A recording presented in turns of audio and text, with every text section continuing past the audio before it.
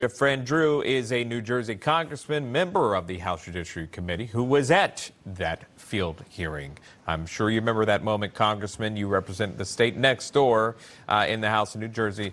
Are the conditions described by witnesses in this hearing, and many of them tough to hear, is that the reality? And if so, how can some of these politicians push back against some of the policies implemented by this DA? Well, that's what's mind-boggling. It's unbelievable that you have a DA who is literally, just in very basic, simple terms, letting bad people out who've done bad things. And when I say bad things, I mean violent acts, violent criminals, and yet good people, like the poor gentleman that was trying to defend his bodega and his own life, and had to take the life of one of the assailants. And this was an older man. Thank God he was in shape and he survived.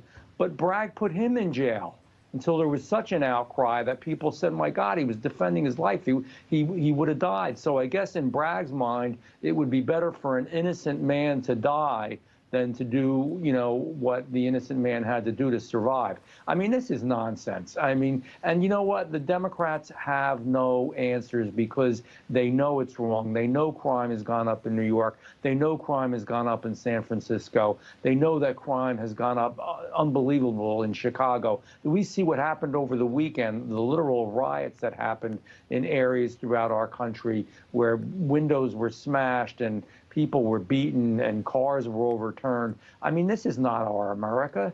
And yet this is what these liberal, George Soros-funded DAs are doing. And we were able to show that. We can show the money trail. And it's not a little bit of money. It's tens of millions of dollars going to make sure that DAs who are radically left win. And then also, not only when they win, they make a huge difference in our system of law and order, in which, again, good people, God knows, are never cared about. And yet all these violent criminals are released or put back on the street over and over again. Some of these crimes that have been committed are somebody that's been in and out 20, 30, 40 times, as unbelievable as that may sound. It has to stop. The Democrats wanted to talk about, the former president. They wanted to talk about January 6th. They wanted to talk about anything but the real deal. Sure. I've got maybe 45 seconds left with you. I just wanted to close on this. You had the field hearing with Alvin Braggs. What is next in terms of that scope, that investigation?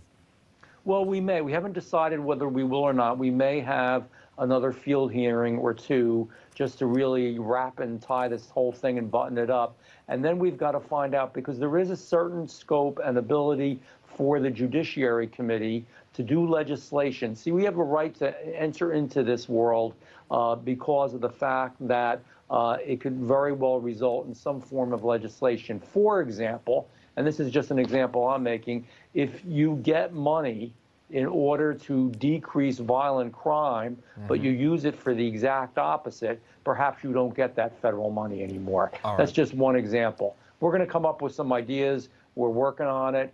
You just can't allow this to happen to our cities. You can't allow it to happen to our America.